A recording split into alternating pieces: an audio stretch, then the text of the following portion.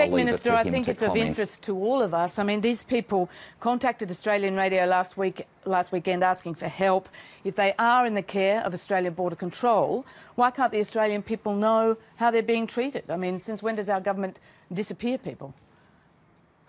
Look, we don't disappear people, and with respect, that sort of description does you no credit. What I think every Australian will know and understand is that our professional people in the Australian Navy, in the Australian Border Protection Force, treat everybody with due care and respect and according to international obligations, and I have every confidence that that is being done on this occasion as well. But how can the Australian people have confidence if we don't know? It seems as though these people have been returned to a government from which they're seeking asylum. Malcolm Fraser has tweeted that that's redolent of handing Jews to Nazis in 1930s.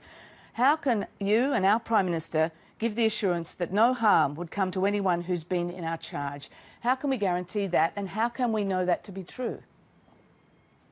As I've said before, just moments ago, this is an operational matter, but I have every confidence that we will be treating these people and are treating these people according to our international obligations, and there is one thing every Australian can have confidence in, that our border protection people will treat these people with the respect that they deserve under international law. I understand that, Minister, and I'm sure you do have confidence, and I'm sure most Australians would have that confidence, but how can we know? Because one thing we do know, there's been numerous reports now, international reports, showing that people have been returned to Sri Lanka, Tamils who have been returned. There have been a number of incidents of torture. How can we know that that will not happen to these people?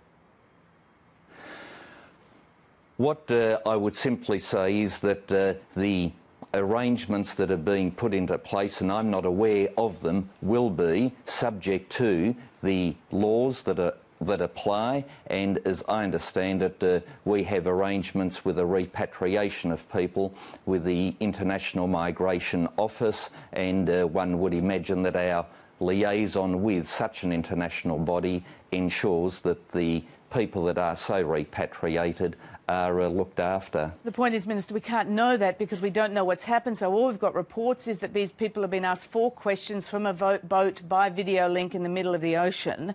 When will the Australian government tell us what has happened to these asylum seekers?